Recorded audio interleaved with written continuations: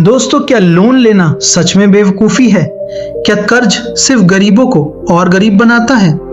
बचपन से हमें यही सिखाया गया है, बेटा कर्ज मत लेना, क्रेडिट कार्ड से दूर रहना, जितनी चादर हो उतने ही पैर फैलाना, जॉब ही सबसे सुरक्षित रास्ता है।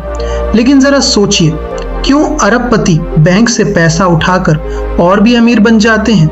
क्या उन्हें पैसे की कमी होती है या उन्हें पैसों का गेम खेलना आता है? आज के इस वीडियो में हम समझेंगे कैसे सही माइंडसेट, सही फाइनेंशियल एजुकेशन और स्मार्ट लेवरेज के जरिए लोन बोझ नहीं बल्कि वेल्थ क्रिएशन का हथियार बन सकता है। बेटा, जितनी चादर हो उतने ही पैर फैलाओ। यह लाइन आपने अपने घर में कितनी बार सुनी है? शायद बचपन से, शायद हर बार जब आपने कुछ बड़ा करने की बात की हो या जब आपने कोई महंगी चीज लेने की सोची हो। और इसके साथ एक और लाइन हमेशा आती थी, कर्ज से दूर रहना, कर्ज इंसान को बर्बाद कर देता है। अब जरा सोचिए, अगर बचपन से ही आपके दिमाग में यह बैठा दिया जाए कि लोन लेना बराबर खतरा, कर्ज लेना बराबर बर्बादी, तो आप कभी भी उसे समझने की कोशिश करेंगे? नहीं, आप उससे भागेंगे। और यही सबसे बड़ा कारण है कि आज भी लाखों लोग लोन शब्द सुनते ही डर जाते हैं। लेकिन यहीं पर एक बहुत बड़ा सवाल खड़ा होता है, अगर लोन इतना ही खतरनाक है तो दुनिया के सबसे अमीर लोग इसे इस्तेमाल क्यों करते हैं? क्यों बड़े बड़े बिजनेस लोन लेकर ही खड़े होते हैं? क्यों करोड़पति और अरबपति लोग अपने पैसे से नहीं बल्कि बैंक के पैसे से खेलते हैं? सच्चाई यह है कि लोन बुरा नहीं है, लोन को समझे बिना इस्तेमाल करना बुरा है। और यही फर्क है एक आम इंसान और एक अमीर इंसान के बीच। अब एक छोटा सा सीन इमेजिन करो। दो लोग हैं, दोनों की सैलरी लगभग बराबर है, दोनों की उम्र भी लगभग समान है। पहला इंसान क्या करता है? वह ईएमआई पर नया आईफोन खरीदता है, फिर कुछ महीनों बाद एक बाइक लेता है, फिर क्रेडिट कार्ड से शॉपिंग करता है। उसे लगता है कि उसकी लाइफ बेहतर हो रही है, सोशल मीडिया पर वह अच्छा दिख रहा है, लोग उसे सफल समझ रहे हैं। लेकिन अंदर ही अंदर क्या हो रहा है? हर महीने उसकी सैलरी आने से पहले ही खत्म हो जाती है।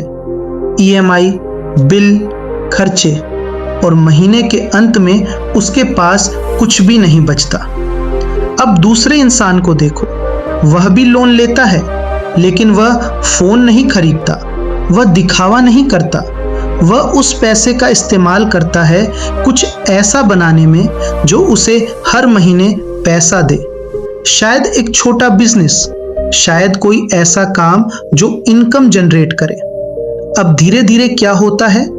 पहला इंसान हर महीने पैसा देता है, दूसरा इंसान हर महीने पैसा कमाता है, और यहीं से दोनों की जिंदगी अलग दिशा में चली जाती है। यही वजह है कि मिडिल क्लास के लिए लोन एक बोझ बन जाता है, एक ऐसा बोझ जो हर महीने दबाव बढ़ाता है, टेंशन बढ़ाता है और इंसान को धीरे धीरे फंसा देता है। लेकिन अमीर लोगों के लिए लोन बोझ नहीं होता, लोन उनका हथियार होता है, एक ऐसा हथियार जिससे वे अपनी ग्रोथ को तेज करते हैं। अब सवाल ये है, ऐसा क्या फर्क है दोनों में? क्यों एक ही चीज किसी को गरीब बनाती है और किसी को अमीर? इसका जवाब छुपा है हमारी सोच में। मिडिल क्लास को बचपन से सिखाया जाता है, रिस्क मत लो, सुरक्षित रहो, धीरे चलो। लेकिन अमीर लोग एक अलग तरह से सोचते हैं। वे समझते हैं कि अगर आप सिर्फ अपनी सैलरी पर डिपेंड रहोगे तो आप कभी भी जल्दी आगे नहीं बढ़ पाओगे। आपको सिस्टम को समझना पड़ेगा, आपको पैसे के रूल्स सीखने पड़ेंगे, और सबसे जरूरी आपको यह समझना पड़ेगा कि लोन दुश्मन नहीं है, गलत इस्तेमाल किया गया लोन दुश्मन है। अब एक बार खुद से पूछो, क्या आपने कभी लोन को एक अपॉर्चुनिटी की तरह देखा है या हमेशा उसे एक खतरे की तरह ही देखा है? यही सोच आपकी फाइनेंशियल लाइफ को डिसाइड करती है। और अगर आपने आज ये माइंडसेट चेंज कर लिया तो यहीं से आपकी जर्नी शुरू हो सकती है। अब आगे बढ़ने से पहले एक बहुत ज़रूरी चीज़ समझनी होगी, क्योंकि हर लोन एक जैसा नहीं होता। कुछ लोन आपको नीचे गिराते हैं और कुछ लोन आपको ऊपर उठाते हैं। अगर आपने यह फ़र्क समझ लिया तो आप कभी भी गलत लोन नहीं लेंगे और यहीं से असली गेम शुरू होता है। अगले पार्ट में हम समझेंगे गुड डेट और बैड डेट का असली फ़र्क। अभी तक हमने समझा कि लोन बुरा नहीं होता, बल्कि उसका इस्तेमाल उसे अच्छा या बुरा बनाता है। लेकिन यहाँ पर एक बहुत बड़ा सवाल आता है, अगर लोन बुरा भी हो सकता है और अच्छा भी, तो हम कैसे पहचानें कि कौन सा लोन हमें अमीर बनाएगा और कौन सा हमें फंसा देगा? यही वो जगह है जहां 90% लोग गलती करते हैं, क्योंकि उन्हें यह फ़र्क कभी सिखाया ही नहीं गया। और यही फ़र्क है गुड डेट और बैड डेट का।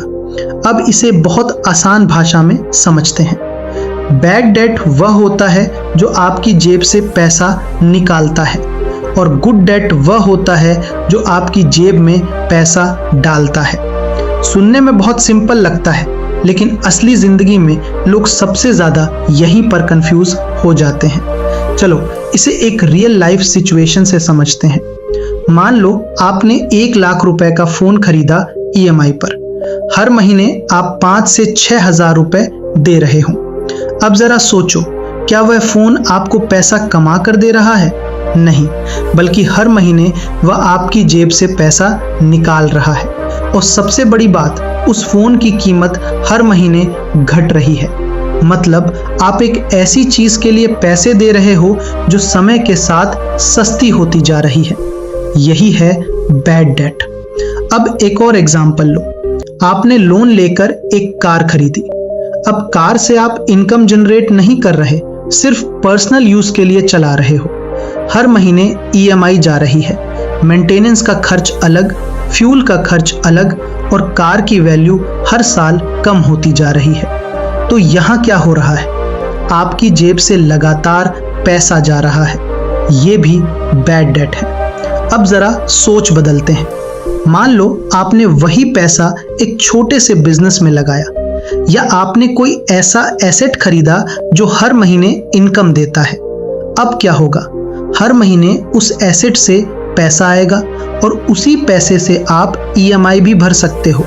मतलब अब आप अपनी जेब से नहीं दे रहे, आपका इन्वेस्टमेंट दे रहा है। यही है गुड डेट। अब इसे और डीप में समझते हैं। अमीर लोग जब लोन लेते हैं तो वे सबसे पहले एक सवाल पूछते हैं, क्या यह चीज़ मुझे पैसा कमा कर देगी? अगर जवाब हाँ है तो वे आगे बढ़ते हैं, अगर जवाब नहीं है तो वे रुक जाते हैं। लेकिन मिडिल क्लास क्या करता है? वह पहले डिज़ायर देखता है, फिर EMI कैलकुलेट करता है, और अगर EMI मैनेजेबल लगती है तो खरीद लेता है। यहीं पर गेम खत्म हो जाता है, क्योंकि वह एसेट नहीं, लायबिलिटी खरीद रहा होता है। अब एक बहुत इंपॉर्टेंट कॉन्सेप्ट समझो। एसेट वह होता है जो आपकी जेब में पैसा डालता है, और लायबिलिटी वह होती है जो आपकी जेब से पैसा निकालती है। लेकिन दुख की बात यह है कि अधिकतर लोग लायबिलिटीज को ही एसेट समझ लेते हैं। उन्हें लगता है कि मेरे पास कार है मतलब मैं रिच हूँ, मेरे पास एक्सपेंसिव फ़ोन है मतलब मैं सक्सेसफुल हूँ। लेकिन रियलिटी बिल्कुल उल्टी है। अगर वह चीज़ आपकी जेब से पैसा निकाल रही है तो वह एसेट नहीं है, वह लायबिलिटी है, और आप उसे मेंटेन करने के लिए काम कर रहे हो। अब एक पावरफुल लाइन याद रखो, रिच लोग एसेट्स खरीदते हैं और मिडिल क्लास लोग लायबिलिटीज़ खरीदकर खुद को रिच दिखाने की कोशिश करते हैं। यही सबसे बड़ा ट्रैप है। अब सवाल ये है, क्या इसका मतलब है कि आप कभी फ़ोन, कार या लग्जरी चीज़ें मत खरीदो? नहीं, बिल्कुल खरीदो, लेकिन टाइमिंग इम्पॉर्टेंट है।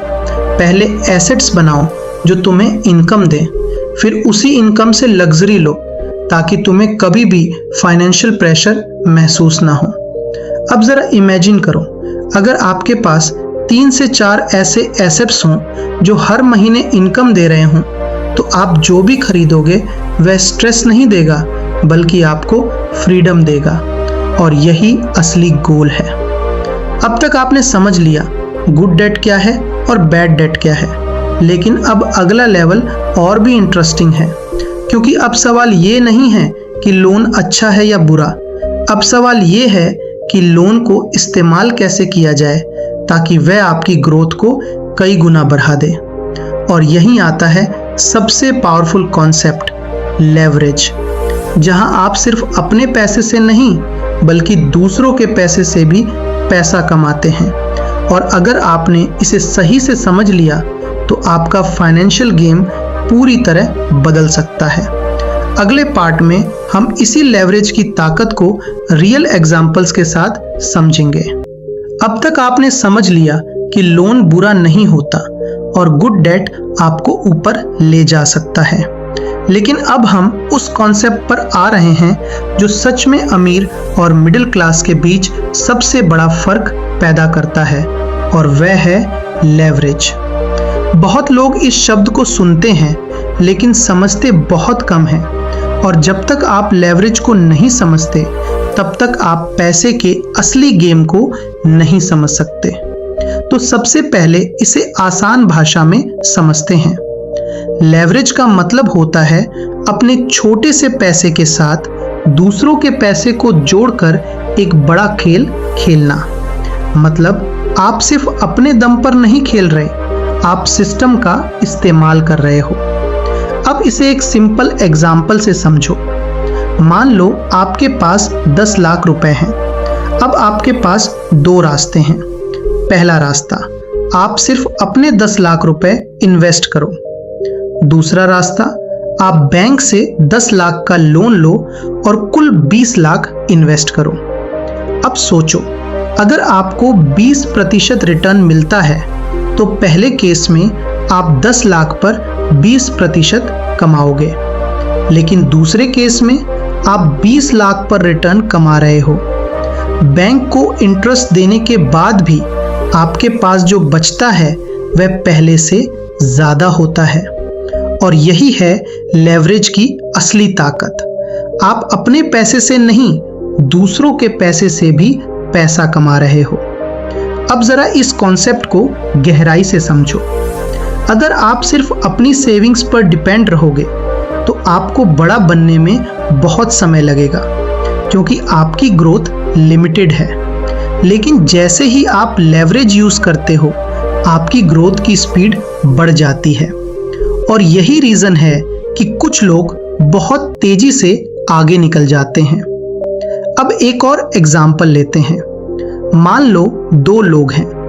पहला इंसान हर महीने 50,000 बचाता है और 5 साल तक बचत करता है। दूसरा इंसान वही 50,000 बचाता है, लेकिन साथ में लोन लेकर एक बड़ा इन्वेस्टमेंट करता है। 5 साल बाद क्या होगा? पहला इंसान अभी भी सेविंग्स बना रहा होगा, लेकिन दूसरा इंसान ऑलरेडी एसेट्स बिल्ड कर चुका होगा जो उसे इनकम दे रहे हैं। यही है स्पीड का फर्क। लेवरेज आपको समय से आगे ले जाता है। लेकिन यहाँ पर एक बहुत ज़रूरी बात समझनी है। लेवरेज एक 2-धारी तलवार है। अगर आपने इसे सही तरीके से इस्तेमाल किया तो यह आपको बहुत तेजी से ऊपर ले जाएगा, लेकिन अगर आपने गलती कर दी तो यह आपको उतनी ही तेजी से नीचे भी गिरा सकता है। अब सवाल यह है, गलती कहाँ होती है? गलती तब होती है जब लोग बिना सोचे समझे लोन ले लेते हैं। वे सिर्फ ये देखते हैं कि मुझे यह चीज़ चाहिए, लेकिन ये नहीं सोचते कि यह चीज़ मुझे पैसा कमाकर देगी या नहीं। और यही सबसे बड़ा ट्रैप है। लेवरेज तभी काम करता है जब आपका इन्वेस्टमेंट स्ट्रॉन्ग हो। अगर आपका इन्वेस्टमेंट इनकम जनरेट कर रहा है तो लेवरेज आपके लिए काम करेगा, लेकिन अगर इन्वेस्टमेंट वीक है तो लेवरेज आपको कर्ज में डुबो देगा। अब एक पावरफुल लाइन समझो। लेवरेज रिच लोगों के लिए एक्सेलरेटर है और केयरलेस लोगों के लिए डिजास्टर है। यही फर्क है। अब जरा इमेजिन करो, अगर आप लेवरेज को सही तरीके से इस्तेमाल करना सीख जाओ तो आप क्या कर सकते हो? आप छोटा शुरू करके भी बड़ा खेल खेल सकते हो। आप अपनी लिमिटेड इनकम के बावजूद बड़े एसेट्स बना सकते हो और धीरे धीरे आपका पैसा आपके लिए काम करना शुरू कर देगा। यही असली फ्रीडम है। लेकिन अभी पिक्चर पूरी नहीं हुई है, क्योंकि लेवरेज का सबसे पावरफुल इस्तेमाल एक खास जगह पर होता है, जहां लोग बिना समझे या तो बहुत पैसा बना लेते हैं या बहुत बड़ा नुकसान कर बैठते हैं। और वो जगह है रियल एस्टेट, जहां लेवरेज का खेल सबसे ज्यादा क्लियर दिखता है। और अगर आपने इसे समझ लिया तो आपको प्रैक्टिकली समझ आ जाएगा कि अमीर लोग कैसे लोन लेकर हर महीने इनकम जनरेट करते हैं। अगले पार्ट में हम रियल एस्टेट के एग्जाम्पल से लेवरेज का पूरा गेम खोलेंगे। अब तक आपने लेवरेज को समझ लिया, लेकिन अब सवाल ये है कि इसे रियल लाइफ में अप्लाई कैसे करें, क्योंकि थ्योरी समझना आसान है लेकिन असली गेम प्रैक्टिकल दुनिया में होता है। और अगर आप सच में देखना चाहते हैं कि लोन आपको कैसे अमीर बना सकता है, तो आपको एक फील्ड समझनी होगी जहां लेवरेज का सबसे ज्यादा इस्तेमाल होता है, और वो है रियल एस्टेट। अब जरा इमेजिन करो, आपके पास सिर्फ 10 लाख रुपए हैं। अब अगर आप ट्रेडिशनल तरीके से सोचते हो तो आप क्या करोगे? आप 10 लाख बचाओगे, फिर और बचाओगे, फिर सालों इंतजार करोगे ताकि एक दिन जाकर आप कोई प्रॉपर्टी खरीद सको। लेकिन यहाँ पर अमीर लोग अलग सोचते हैं। वे कहते हैं मेरे पास 10 लाख हैं तो मैं 10 लाख की चीज क्यों खरीदूं? मैं 70 लाख की चीज क्यों नहीं खरीद सकता? यहीं से लेवरेज शुरू होता है। अब मान लो आपने 10 लाख रुपए डाउन पेमेंट दिया और बैंक से 60 लाख का लोन लिया। अब आपके पास 70 लाख की प्रॉपर्टी है। अब यहां पर मिडिल क्लास क्या देखता है? अरे 60 लाख का कर्ज, बहुत बड़ा रिस्क है। लेकिन अमीर लोग क्या देखते हैं? ये प्रॉपर्टी मुझे हर महीने कितना पैसा दे सकती है। यही माइंडसेट का फर्क है। अब नंबर से समझते हैं। मान लो उस प्रॉपर्टी से आपको हर महीने 60,000 रुपए किराया मिलता है और बैंक की EMI है 45,000 रुपए। अब जरा ध्यान से देखो, हर महीने 60,000 आ रहे हैं, 45,000 जा रहे हैं। आपके पास बच रहे हैं 15,000 रुपए। इसका मतलब क्या हुआ? आपकी प्रॉपर्टी खुद अपना लोन चुका रही है और साथ में आपको एक्स्ट्रा इनकम भी दे रही है। अब जरा इमेजिन करो, आपने अपनी जेब से सिर्फ 10 लाख लगाए थे, लेकिन कंट्रोल आपके पास 70 लाख की प्रॉपर्टी का है और वो प्रॉपर्टी हर महीने इनकम भी दे रही है। यही है रियल एस्टेट में लेवरेज का जादू। अब इसे और गहराई से समझते हैं। हर महीने जो EMI जा रही है उसमें से एक हिस्सा इंटरेस्ट का होता है और एक हिस्सा प्रिंसिपल का। मतलब धीरे धीरे आपका लोन भी कम हो रहा है और आपकी ओनरशिप बढ़ रही है, और ऊपर से प्रॉपर्टी की वैल्यू भी समय के साथ बढ़ती है। मतलब आप 3 जगह से फायदा कमा रहे हो। पहला, हर महीने कैश फ्लो। दूसरा, लोन धीरे धीरे खत्म हो रहा है। तीसरा, प्रॉपर्टी की वैल्यू बढ़ रही है। अब सोचो, अगर आपने ये प्रोसेस 2 से 3 बार रिपीट कर दिया तो क्या होगा? आपके पास मल्टीपल प्रॉपर्टीज होंगी, हर प्रॉपर्टी इनकम दे रही होगी और धीरे धीरे आप फाइनेंशियली फ्री हो जाओगे। लेकिन यहाँ पर एक बहुत बड़ा ट्रैप भी है जो लोग नहीं समझते और यहीं पर गलती कर बैठते हैं। हर प्रॉपर्टी प्रॉफिटेबल नहीं होती। अगर आपने गलत लोकेशन में प्रॉपर्टी खरीद ली या रेंट कम है और EMI ज़्यादा है, तो वही लेवरेज जो आपको ऊपर ले जा सकता था वो आपको नीचे भी गिरा सकता है। अब इमेजिन करो, रेंट आ रहा है 30,000 और ईएमआई है 45,000। अब हर महीने आपको अपनी जेब से 15,000 देना पड़ेगा। यहीं पर लोग फंस जाते हैं। इसलिए अमीर लोग ब्लाइंडली प्रॉपर्टी नहीं खरीदते। वे पहले कैलकुलेशन करते हैं। वे देखते हैं लोकेशन कैसी है, डिमांड कैसी है, रेंट कितना आएगा, फ्यूचर ग्रोथ क्या है, और सबसे इम्पॉर्टेंट, क्या यह प्रॉपर्टी पॉजिटिव कैश फ्लो देगी या नहीं। अब एक पावरफुल लाइन समझो, रिच लोग प्रॉपर्टी प्राइस नहीं देखते, वे कैश फ्लो देखते हैं। यही फर्क है। अब जरा एक लेवल और ऊपर सोचो, अगर आपके पास 3 ऐसी प्रॉपर्टीज हो जो हर महीने 15-15 हजार दे रही हूं, तो आपके पास 45,000 की पैसिव इनकम है, और यह इनकम आप काम करो या ना करो आती रहेगी। यही असली फ्रीडम है। अब आप समझ सकते हो कि क्यों अमीर लोग रियल एस्टेट में इतना इन्वेस्ट करते हैं, क्योंकि यहाँ लेवरेज सबसे अच्छे तरीके से काम करता है।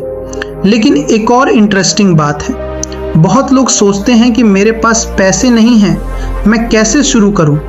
लेकिन सच्चाई यह है कि रियल एस्टेट में गेम ही ऐसा है जहां आप लिमिटेड पैसे से भी एंट्री ले सकते हो। आप पार्टनरशिप कर सकते हो, को इन्वेस्टमेंट कर सकते हो, या धीरे धीरे स्टार्ट कर सकते हो। लेकिन सबसे ज़रूरी चीज़ है नॉलेज। अगर नॉलेज नहीं है तो लोन आपको डुबो देगा, अगर नॉलेज है तो वही लोन आपको ऊपर उठा देगा। अब तक आपने समझ लिया रियल एस्टेट में लेवरेज कैसे काम करता है और कैसे एक एसेट खुद अपना लोन चुका सकता है। लेकिन यहाँ पर एक और हिडन एडवांटेज है जिसे बहुत कम लोग समझते हैं, और वो है टैक्स। जहाँ अमीर लोग सिर्फ पैसा नहीं कमाते बल्कि अपना पैसा बचाते भी हैं, और यही नेक्स्ट लेवल का गेम है। अगले पार्ट में हम समझेंगे कैसे अमीर लोग लीगली टैक्स बचाते हैं और मिडिल क्लास क्यों हमेशा ज़्यादा टैक्स देता है। अब तक आपने समझ लिया कि लोन कैसे काम करता है, लेवरेज कैसे काम करता है, और रियल एस्टेट में पैसे कैसे बनते हैं। लेकिन अब हम उस लेवल पर आ रहे हैं जहां असली गेम खेला जाता है, जहां अमीर लोग सिर्फ पैसा कमाते नहीं बल्कि पैसा बचाते भी हैं, और यह गेम है टैक्स का। अब जरा एक सिंपल सवाल पूछता हूं, आप मेहनत करके पैसा कमाते हो, लेकिन उस पैसे का कितना हिस्सा आपके पास रहता है और कितना सरकार ले जाती है। यहीं से फर्क शुरू होता है। अब 2 लोगों को कंपेयर करते हैं। पहला, एक नौकरी करने वाला इंसान, वो हर महीने सैलरी कमाता है, लेकिन क्या होता है, उसके अकाउंट में पैसा आने से पहले ही टैक्स कट जाता है। मतलब पहले सरकार अपना हिस्सा ले लेती है, फिर जो बचता है उससे वो अपना घर चलाता है। अब दूसरे इंसान को देखो, एक बिजनेस ओनर, वो क्या करता है, वो पहले अपने बिजनेस के खर्चे करता है। ऑफिस, स्टाफ, ट्रैवल, मार्केटिंग, ये सब खर्चे बिजनेस के नाम पर जाते हैं, और फिर जो प्रॉफिट बचता है सिर्फ उसी पर टैक्स लगता है। अब जरा ध्यान से समझो, पहले केस में आप टैक्स देकर खर्च करते हो, दूसरे केस में आप खर्च करके टैक्स देते हो। यही सबसे बड़ा फर्क है, और अमीर लोग इसी रूल को समझते हैं। वे सिस्टम के खिलाफ नहीं जाते, वे सिस्टम को समझते हैं और उसी के अंदर रहकर गेम खेलते हैं। इसे कहते हैं टैक्स प्लानिंग। यह इलीगल नहीं है, यह स्मार्ट है। अब एक एग्जाम्पल से समझो। मान लो आप एक नॉर्मल एम्प्लॉय हो, आपने 10 लाख कमाए, टैक्स कट गया, मान लो 2 से 3 लाख चला गया। अब आपके पास 7 से 8 लाख बचे, और उसी से आपको सब कुछ करना है। लेकिन अगर आप बिजनेस ओनर हो तो आप पहले एक्सपेंसेस निकालते हो। मान लो आपने वही 10 लाख कमाए, लेकिन आपने 4 लाख बिजनेस एक्सपेंसेस में लगाए।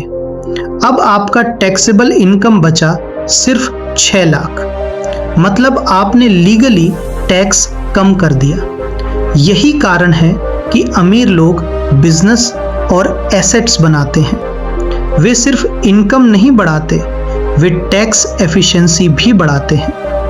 अब यहाँ एक और लेवल आता है और वो है OPM यानी अदर पीपल्स मनी। अब जरा सोचो, दुनिया का सबसे बड़ा बिजनेस कौन सा है? बैंक। बैंक क्या करता है? क्या वो अपना पैसा देता है? नहीं, वो आपका और मेरा पैसा लेता है और उसे दूसरों को लोन देकर इंटरेस्ट कमाता है। मतलब वह दूसरों के पैसे से पैसा बना रहा है। यही है OPM। अब एक और पावरफुल एम्पल, दुनिया के सबसे बड़े इन्वेस्टर्स में से एक वॉरेन बफेट। उन्होंने अपनी वेल्थ सिर्फ अपने पैसे से नहीं बनाई, उन्होंने इंश्योरेंस कंपनीज का इस्तेमाल किया। इंश्योरेंस कंपनीज लोगों से प्रीमियम लेती हैं। वह पैसा तुरंत क्लेम में नहीं जाता, कुछ समय तक वह पैसा कंपनी के पास रहता है। इसे कहते हैं फ्लोट। अब वॉरेन बफेट क्या करते हैं? वह उस फ्लोट को इन्वेस्ट करते हैं। मतलब वह दूसरों के पैसे से इन्वेस्टमेंट कर रहे हैं और प्रॉफिट कमा रहे हैं। यही है OPM का असली खेल। अब जरा सोचो, अगर आप सिर्फ अपनी सैलरी पर डिपेंड हो तो आपकी ग्रोथ लिमिटेड है, लेकिन अगर आप OPM यूज करना सीख जाओ तो आप बहुत बड़े लेवल पर खेल सकते हो। अब एक सिंपल एग्जांपल, आपके पास 5 लाख हैं, आप अकेले इन्वेस्ट करते हो, लिमिटेड ग्रोथ। लेकिन अगर आप 2 से 3 लोगों के साथ मिलकर 20 से 25 लाख का इन्वेस्टमेंट करते हो तो आपका गेम बदल जाता है। यही रीजन है कि बड़े बड़े प्रोजेक्ट्स, बड़े स्टार्टअप्स, रियल एस्टेट डील्स सब OPM पर चलते हैं। अब एक पावरफुल लाइन समझो, रिच लोग अपने पैसे से नहीं, सिस्टम के पैसे से अमीर बनते हैं। यही रियलिटी है। लेकिन यहाँ एक वार्निंग भी है, OPM पावरफुल है लेकिन रिस्की भी है। अगर आपने सही जगह यूज किया तो आप तेजी से ग्रो करोगे, लेकिन अगर आपने गलत डिसीजन लिया तो लॉस भी बड़ा होगा। इसलिए नॉलेज यहाँ सबसे जरूरी है। अब तक आपने समझ लिया टैक्स गेम कैसे काम करता है और OPM कैसे दुनिया के बड़े लोग यूज करते हैं। लेकिन अब आखिरी चीज बची है जो सबसे ज्यादा इंपॉर्टेंट है, और वह है स्पीड वर्सेस सेफ्टी। जो कि कुछ लोग लाइफ भर सेफ खेलते रहते हैं और कभी आगे नहीं बढ़ते, और कुछ लोग कैलकुलेटेड रिस्क लेकर बहुत तेजी से आगे निकल जाते हैं। तो असली सवाल ये है, आपको क्या चुनना चाहिए, सेफ्टी या स्पीड? यही हम अगले और आखिरी पार्ट में समझेंगे। अब तक आपने सब कुछ समझ लिया, लोन क्या है, गुड डेट और बैड डेट क्या है, लेवरेज कैसे काम करता है, रियल एस्टेट में गेम कैसे खेला जाता है, टैक्स और OPM कैसे अमीर लोगों को आगे बढ़ाते हैं। लेकिन अब सबसे बड़ा सवाल आता है, आखिर फर्क कहां पड़ता है? क्यों कुछ लोग पूरी जिंदगी मेहनत करते हैं फिर भी फाइनेंशियल स्ट्रगल में रहते हैं, और कुछ लोग सिर्फ 10 से 15 साल में पूरी जिंदगी बदल देते हैं? इसका जवाब छुपा है एक डिसीजन में, स्पीड या सेफ्टी। अब जरा अपने आसपास देखो, ज्यादातर लोग क्या चुनते हैं? सेफ्टी। वे कहते हैं मुझे रिस्क नहीं लेना, मुझे बस सेफ जॉब चाहिए, धीरे धीरे बचत कर लूंगा। और सुनने में यह सब बहुत सही लगता है, क्योंकि हमें बचपन से यही सिखाया गया है। लेकिन अब एक सच्चाई सुन, सेफ्टी आपको सिक्योर तो रख सकती है, लेकिन आपको रिच नहीं बना सकती। क्योंकि जब आप सिर्फ सेफ खेलते हो तो आपकी ग्रोथ भी स्लो हो जाती है। आप सालों तक सेविंग करते रहते हो, थोड़ा थोड़ा आगे बढ़ते हो, लेकिन टाइम निकल जाता है। अब दूसरी तरफ कुछ लोग होते हैं जो ब्लाइंडली रिस्क नहीं लेते, बल्कि कैलकुलेटेड रिस्क लेते हैं। वे समझते हैं कि अगर उन्हें जल्दी आगे बढ़ना है तो उन्हें स्पीड बढ़ानी पड़ेगी। और स्पीड कहाँ से आती है? लेवरेज से, लोन से, ओपीएम से। अब एक रियल एग्जाम्पल समझो।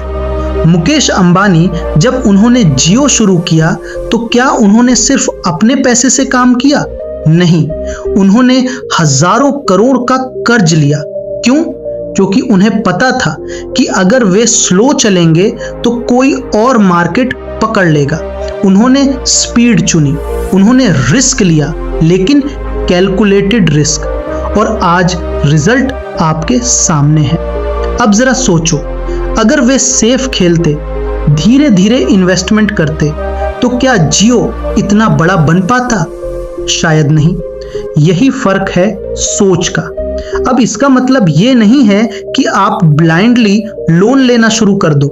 नहीं, ये वीडियो आपको लोन लेने के लिए नहीं, लोन को समझने के लिए है। सबसे बड़ा फर्क यही है। अगर आप बिना नॉलेज के लोन लेते हो तो वह आपको फंसा देगा, लेकिन अगर आप नॉलेज के साथ लोन लेते हो तो वही लोन आपको आगे बढ़ा सकता है। अब एक बार पूरी जर्नी को जोड़कर समझो। पॉइंट 1, आपको सिखाया गया कि लोन से डरना है। पॉइंट 2, आपने सीखा कि हर लोन बुरा नहीं होता। पॉइंट 3, आपने समझा कि लेवरेज ग्रोथ को तेज करता है। पॉइंट 4, आपने देखा कि रियल एस्टेट में लोन इनकम बना सकता है। पॉइंट 5, आपने जाना कि टैक्स गेम कैसे काम करता है। पॉइंट 6, आपने समझा कि ओपीएम से बड़ा खेल कैसे खेला जाता है। और अब पॉइंट 7, आपको डिसाइड करना है, आपको स्लो चलना है या स्मार्ट तरीके से फास्ट ग्रो करना है। अब एक सवाल खुद से पूछो, अगर आप इसी तरह सेफ खेलते रहें तो 5 साल बाद आपकी लाइफ कहाँ होगी? और अगर आप नॉलेज लेकर स्मार्ट तरीके से रिस्क लेते हो तो 5 साल बाद क्या पॉसिबल है? यही डिफरेंस है। अब एक पावरफुल विजुअलाइजेशन करो। 2 लोग हैं। पहला इंसान हर महीने थोड़ा थोड़ा बचाता है, सेफ रहता है, रिस्क नहीं लेता। अगर आप उसे एसेट्स बनाने में लगाओगे तो आप आगे बढ़ जाओगे। अब डिसीजन आपके हाथ में है। आप वही करना चाहते हो जो सब कर रहे हैं, या कुछ अलग करना चाहते हो जो आपको आगे ले जाए। अगर आप सच में अपनी लाइफ बदलना चाहते हो तो आज से एक चीज शुरू करो, फाइनेंशियल एजुकेशन। पैसे को समझो, एसेट्स को समझो और सिस्टम को समझो, क्योंकि जिस दिन आपने पैसे के रूल्स समझ लिए उस दिन से पैसा आपके लिए काम करना शुरू कर देगा। अगर आपको ये वीडियो वैल्यूएबल लगा तो इसे सिर्फ देखकर मत छोड़ो, इसे अप्लाई करो। और अगर आप ऐसे ही डीप कॉन्सेप्ट्स सिंपल भाषा में सीखना चाहते हो तो चैनल को सब्सक्राइब करो, क्योंकि यहाँ हम सिर्फ मोटिवेशन नहीं देते, हम आपको वो नॉलेज देते हैं जो आपकी लाइफ बदल सकती है।